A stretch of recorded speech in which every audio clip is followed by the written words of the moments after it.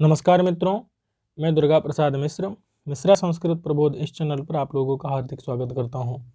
हम लोग शिशुपाल वध को पढ़ रहे हैं। पहले हम लोगों ने 22 श्लोकों को पढ़ लिया है। अब प्रस्तुत 23वां श्लोक, इसमें कवि माघ महर्षि नारद के समागम से श्री कृष्ण को होने वाले आनंद का वर्णन करते हैं। अर्थात जब भगवान श्री कृष्ण के पास नारद जी पहुँचे, भगवान ने उनका सत्कार कर लिया, फिर भगवान के अंदर इतना हर्ष उत्पन्न हुआ कि उनके शरीर में वह हर्ष समा नहीं सका, बाहर निकलने लगा। एक स्थिति है, मतलब भगवान के अंदर संपूर्ण जगत विस्तार सहित, जीवों सहित संपूर्ण जगत भगवान के अंदर प्रलय काल में समा जाता है, लेकिन उन्हीं भगवान के अंदर नारद जी के आगमन से उत्पन्न हर्ष समा नहीं सका। अतिशयोक्ति अलंकार है, ध्यान दीजिएगा, अतिशयोक्ति अलंकार है।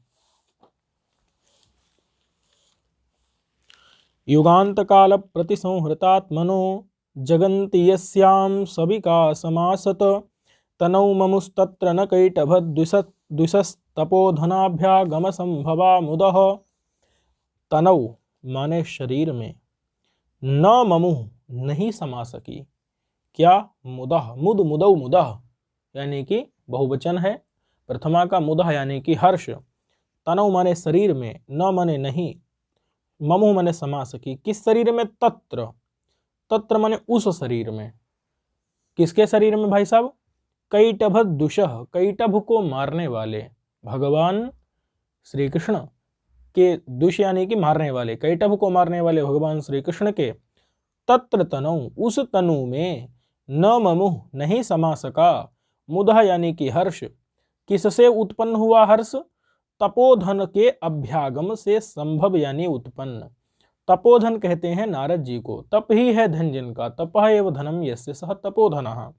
और तपोधन से अभ्यागम, उसके अभ्यागम यानी कि आगमन से, संभव यानी उत्पत्ति ही यस्य, उत्पत्ति होती है जिस हर्ष की, वह हर्ष मुदह यानी कि हर्ष कैटभद्दुष के तत्र तनौ उस तनु में, न ममुह नहीं समा सका, उस तनु में, उस शरीर में नहीं समा सका जिस शरीर में क्या हो जाता है? तो जगंती यानी जगत, यस्याम माने जिस तनु में, सविकासम माने विस्तार के सहित, आसत यानी स्थित रहते हैं। बात समझ में आई कि नहीं? संपूर्ण जगत जिस तनु में विकास के सहित आसत यानी स्थित रहता है, उस तनु में तपोधन के अभ्यागम से, आगमन से संभव यानी उत्पन्न, मुदह यानी हर्ष, न ममुह नहीं समा सका। अच्छा, किस समय पर?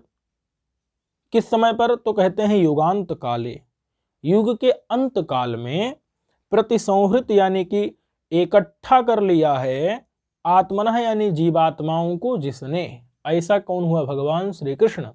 तो युगांत काल में, युग के अंत काल में यानी प्रलय काल में, प्रतिसंहृत यानी कि इकट्ठा कर लिया है, आत्मनः यानी कि आत्माओं को, जिस कैटभद्दुष ने, ये षष्ठ्यंत है दोनों, कैटभद्दुषः भी षष्ठ्यंत और आत्मनः है षष्ठ्यंत, यानी कि युगांत काल में प्रतिसंहृत यानी इकट्ठा कर लिया है, आत्मनः यानी जीवात्माओं को जिसने, ऐसे कैटभद्दुष के उस, यस्याम माने जिस तनु में, जगंत यानी सब लोक विकास के सहित, आसत माने टिके रहे 14 भुवन, तनव माने उस शरीर में, न ममुह नहीं समा सका, तत्र तनव उस शरीर में नहीं समा सका, तपोधनाभ्यागम तपोधन के अभ्यागम से संभव यानी उत्पन्न, मुदह यानी कि हर्ष। अतिशयोक्ति अलंकार है यहां पर, देख लीजिए अन्वय एक बार। युगांत काल प्रतिसंहृतात्मा, युग के अंत में, प्रलय काल में, अपने में सब जीवों को समेटने वाले हरि, कैटभद्दुषः यानी हरि के, यस्याम तनव जिस शरीर में, जगंती 14 भुवन, सविकासम आसत विस्तार पूर्वक टिके रहे, तत्र उस हरि के उस शरीर में, तपोधनाभ्यागम संभवा महर्षि के, तपोधनी महर्षि के अभ्यागम यानी आगमन से उत्पन्न हर्ष नहीं समा सका। बात समझ में आई कि नहीं? उसमें समाया नहीं। तो यहां पर कौन सा अलंकार है? तो यहां पर अतिशयोक्ति अलंकार है। देखिए, मुदः संतोषाः न ममुः, यानी इतना संतुष्टि उत्पन्न हुई जो उसमें समाई नहीं। अतिरिच्यन्ते स्म, यानी अतिरिक्त निकल गई, शरीर के बाहर निकल गई। चतुर्दश भुवन भरण पर्याप्ते वपुषि, 14 भुवन को अपने अंदर भरने में जो पर्याप्त है, इस प्रकार के शरीर में अंतर न मानती, यानी कि वह जो हर्ष था वह अंदर समा नहीं सका। यहां पर क्या है, अतिशयोक्ति अलंकार है। कवि प्रौढ़ोक्ति सिद्ध अतिशयन स्वतः सिद्धस्य अभेदेन अध्यवसित अतिशयोक्ति, यानी कि अतिशयोक्ति यहाँ पर अलंकार है।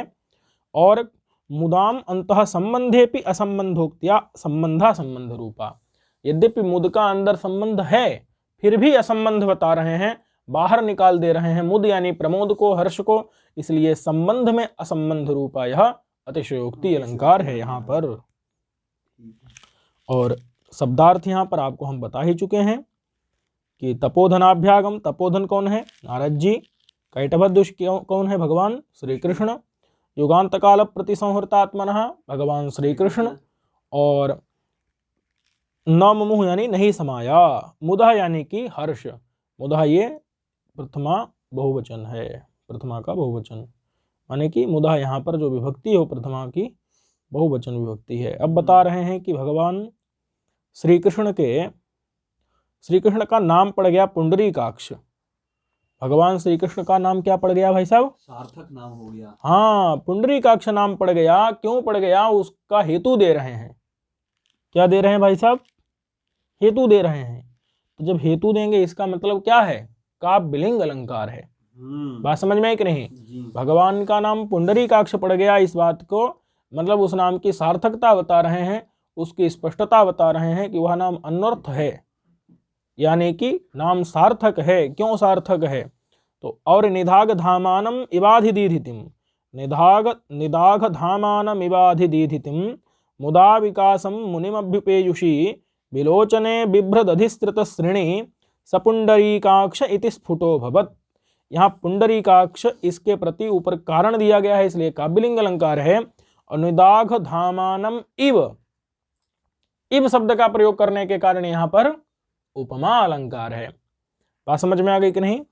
तो महाकवि माघ सूर्य तुल्य महर्षि के समक्ष विकसित नेत्रों वाले श्री कृष्ण के पुंडरीकाक्ष नाम की सार्थकता बताते हैं। बात समझ में आ गई कि नहीं। चलिए अब देखिए, इसको समझ लेते हैं। निदाघ धामानम, निदाघ धामान, निदाघ कहते हैं उष्ण और धामन कहते हैं तेज को। तो निदाघ है धामन यानी तेज जिसका, निदाघ यानी गरम गरम, गर्मा गर्म, तेज है जिसका। तो गर्मा गर्म तेज भगवान माने उसका है, सूर्य का है।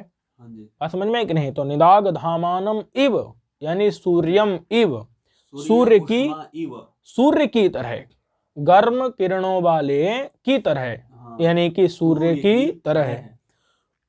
अधिदीधितिम, अधि का मतलब अधिक, दीधिति कहते हैं किरण को।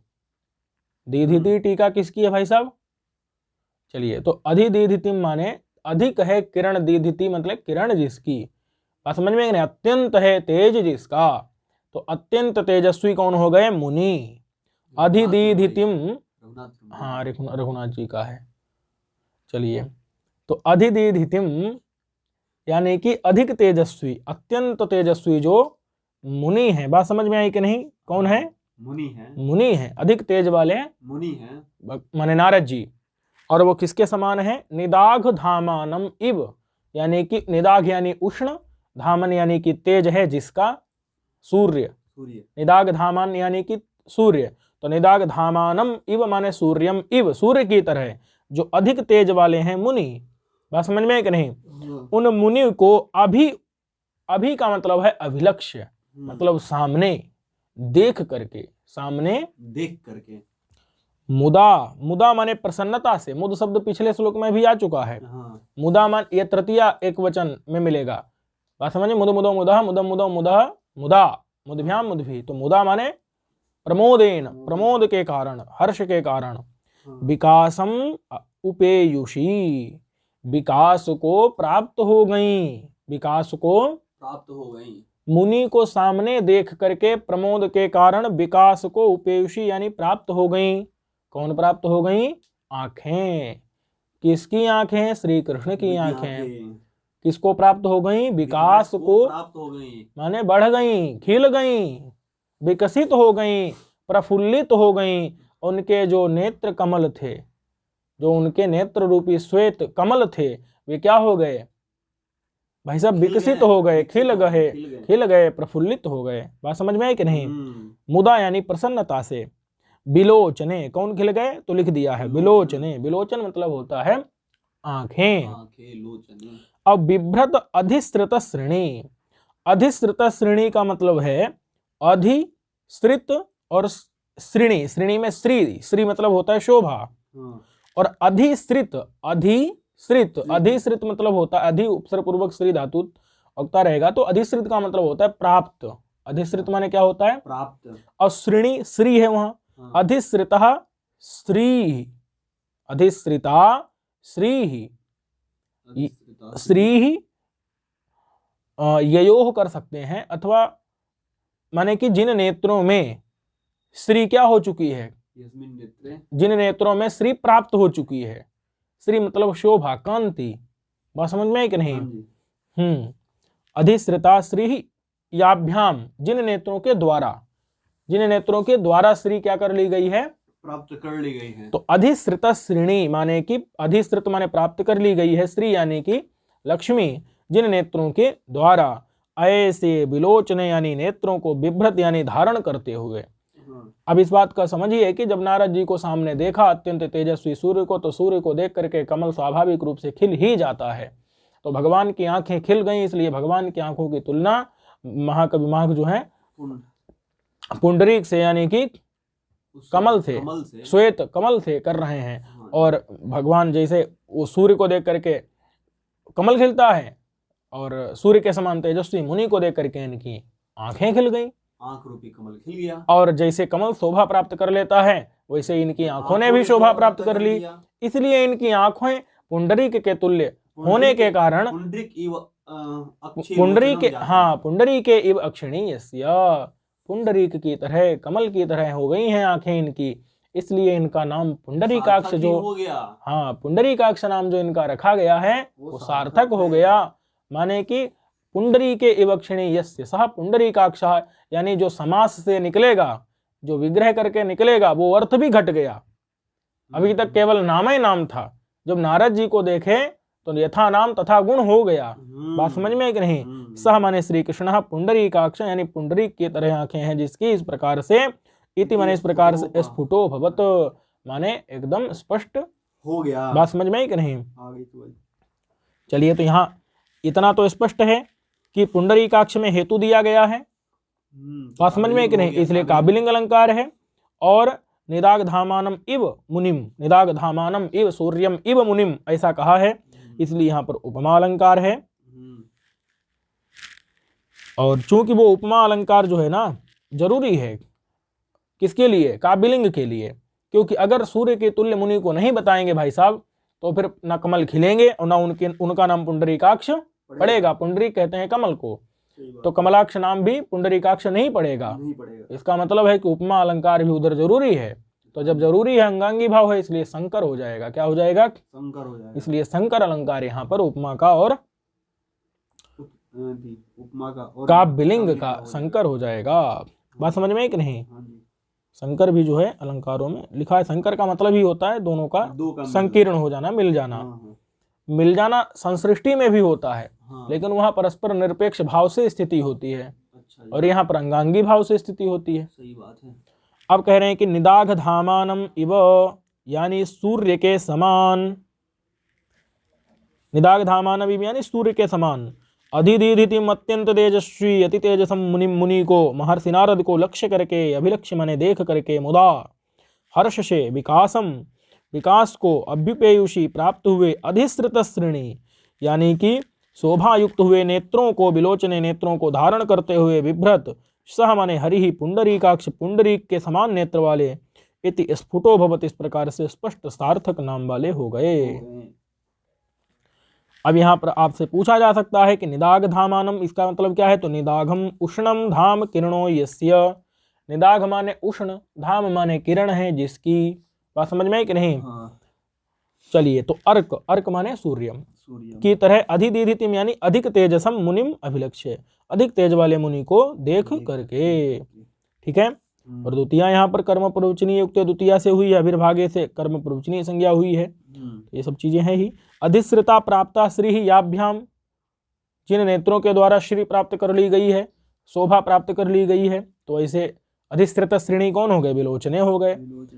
और पुंडरीकाक्ष इति स्फुटो भवत्, पुंडरीकाक्ष सूर्य के सन्निधान में क्या हो जाता है? श्री का विकास हो जाता है, इसलिए आंखें भी पुंडरीक के समान हो गई हैं। बात समझ में है कि नहीं? तो यहाँ काव्यलिंग अलंकार है, निदाघ धामानम इव यहाँ पर क्या है? उपमा अलंकार है। और चूंकि उपमा सापेक्ष है काव्यलिंग, इसलिए दोनों का अंगांगी भाव से संकर हो जाएगा। ठीक है। यहाँ पर सह यानी कि भगवान श्री कृष्ण, सह यानी भगवान श्री कृष्ण, और ऊपर जो है मुनि, तो नारद समझ ही रहे हैं, निदाघ धामन यानी सूर्य। इस प्रकार से अधिदीधितम यानी अधिक तेजस्वी, अधिश्रित श्रेणी यानी शोभा को प्राप्त किए हुए, मुदा यानी प्रसन्नता से, अभ्युपेयुषी यानी कि प्राप्त किए हुए, विकास को प्राप्त किए हुए। ठीक है। तो इसके साथ ही हम आप लोगों को मिलते हैं अगले श्लोकों के साथ अगले वीडियो में। तब तक के लिए नमस्कार।